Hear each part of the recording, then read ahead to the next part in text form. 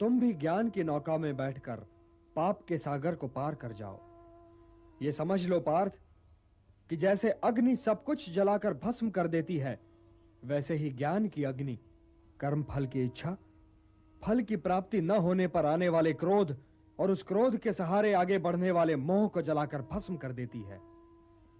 हे पार्थ, इस मंत्र को सदैव याद रखो कि संसार में ज्ञान के समान पवित्र करने वाली न ही कोई वस्तु है और ना ही कोई तत्व।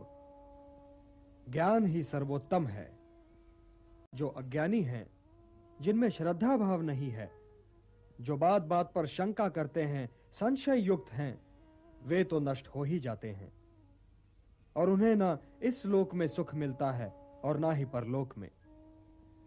इसलिए हे भारत, संशय को त्यागो और तुम्हारे भीतर जो मुनि बैठा है उसे जगाओ। ज्ञान योगी बनो पार्थ, ज्ञान योगी बनो और समझ लो कि ज्ञान की चरम सीमा ही कर्म संन्यास है।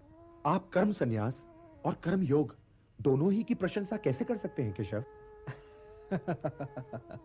ये दोनों एक दूसरे को काटते नहीं बंधु, और कल्याणकारी तो ये दोनों ही हैं, किंतु इन दोनों में श्रेष्ठ है कर्म योग।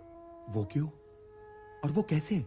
जो द्वेष और आकांक्षा से ऊपर उठकर कर्म करता है, वो तो नित्य सन्यासी है ही, और वो द्वंद्वों से रहित होकर सांसारिक बंधनों से मुक्त हो जाता है।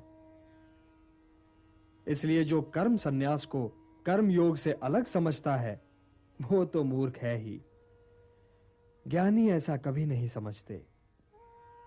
कर्म त्याग तो वास्तव में निहित स्वार्थ के त्याग का नाम है पार्थ। इसलिए कर्म योग के बिना कर्म सन्यास की प्राप्ति हो ही नहीं सकती।